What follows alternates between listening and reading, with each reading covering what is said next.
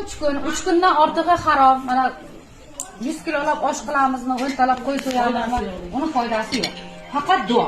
O'lgan odamga faqat duo yordam beradi. Haqqiga duo qilaylik. Eng yaxshi narsa ular duoga muhtoj. O'sha aytadi, payshanba kuni hamma mayitlarning oldiga tovoqlar tushadi ekan, tovoqlar. Bu qanday tovoqlar desa, o'sha izidan qilingan ehsonu sadoqatlar deyilgan. Hali shunday bir nimada bir sahoba har payshanba kuni borib qabristonda tunar ekanda. Tunar ekan, o'sha bo'lgan-ku oldingi zamonlarda. Shunday uxlab yotib tush ko'ribdi. Tushida o'sha hamma mayitlar chiqib ketdi. Mayitlar chiqib kelib, oldiga tovoqlar tushibdi. Tovoqlar chiqib ketdi, bir yigit abgor holda ekan. U yigitning oldiga tovoq kelmadi. Hali yigitdan so'rabdi, bu nima, qanday tovoqlar desa, bu iziga qilingan ehsonu sadoqatlar, qilingan duolar ekan. Nimaga seni oldinga kelmadi desa, men onajonimda bittagina o'g'li edim. Men vafot etdim.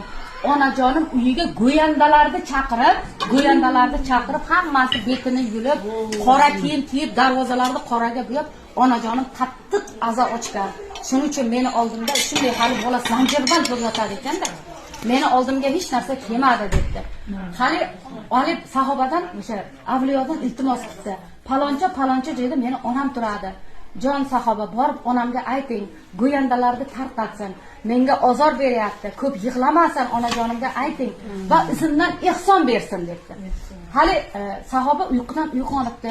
Aytgan joyga, o'sha aytgan adresni oqtarib bo'lsa, rostdan darvozalar qoraga bo'yangan, ichkarida go'yandalar shunday go'yandalik qilib yig'lab yotgan ekanda. Shunda hali hovlida yurganlarga aytdi, shu yigitni onasini chaqiringlar debdi. Keyin hali shunday chaqirib kelsa, shu betlari yulingan, qonga botgan bir onaxon chiqib ketdi-da.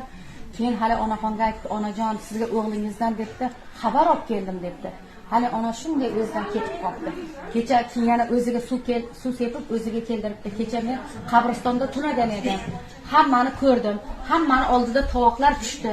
Ular o'sha qilingan duolar, ehson va sadoqatlar ekan. O'g'lingizni oldiga hech narsa tushmadi. Iltimos qildi. O'g'lingizni o'sha go'yandalarni tarqatib, o'g'lingizni haqqiga duo qiling. Agar pulingiz bo'lsa, ehson tarqating dedi. Hali onaxon tez go'yandalarni tarqatib, kiyimlarini yechib, o'sha keyin onamga ayting, tez kunda izimdan keladi degan ekan. Hamma o'sha ehson sadoqatlar beribdi hali onaxon.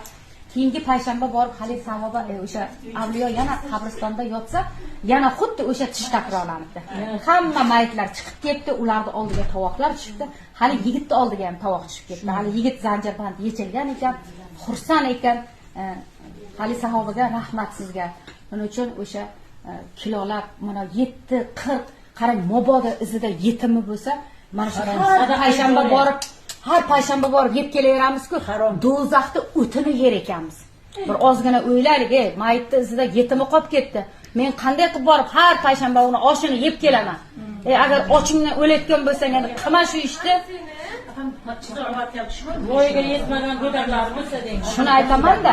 O'sha bir xil aytadiki, erim qilib yemadi, falon bo'ldi, qismadan bo'ldi. Bu o'sha oldindan qolganda, mabodo yetimi bo'lsa o'sha xonadondan yemagan odamlar.